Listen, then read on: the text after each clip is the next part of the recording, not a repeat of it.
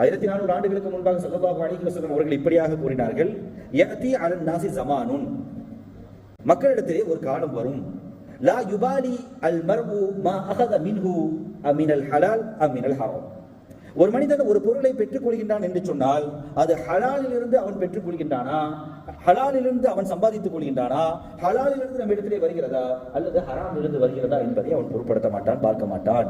இந்த காசு பணங்களை சேமிப்பதை பற்றி கண்மணி நாயகம் ஸல்லல்லாஹு அலைஹி வஸல்லம் அவர்கள் அழகான முறையிலே எடுத்துரைத்தார்கள். உங்களுடைய வாழ்க்கை மட்டும்தான் காசு பணங்கள் இருக்க வேண்டும் என்பதாக அல்ல.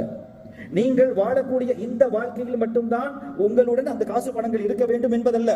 நீங்கள் விட்டு செல்கின்றீர்கள் அல்லவா, உங்களுடைய சொத்துக்களான உங்களுடைய குழந்தைகள் இருக்கின்றார்கள் அல்லவா, அந்த குழந்தைகளுக்கும் உங்களுடைய காசு பணங்கள் தேவையே.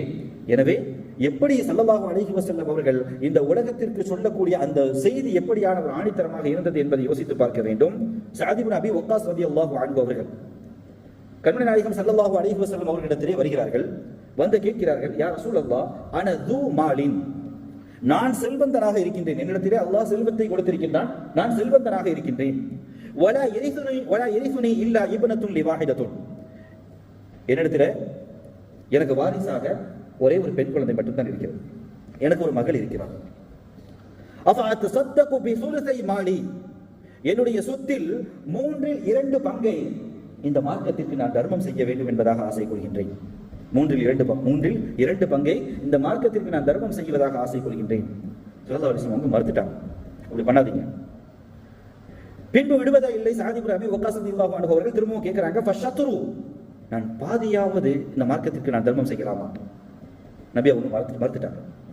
திரும்பவும் கேட்கிறாங்க, அவ அதஸத்தகு பிசுலுஸிஹி, 1/3 பங்கையாவது இந்த மார்க்கத்திற்காக நான் தர்மம் செய்யலாமா அப்படின்னு சொல்லக்கூடிய அந்த நேரத்தில் அவங்க கபூல் செய்துக்கிட்டாங்க.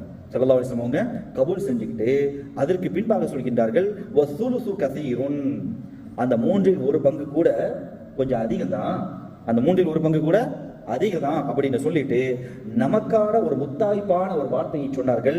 இன்னக இன்தஸர வரஸதக அக்னியா, இன்னக இன்தஸர வரஸதக அக்னியா கைரும் மின் அன் தஸரஹும் ஆலதன் யதகஃபஃபூன அன்னாஸ்.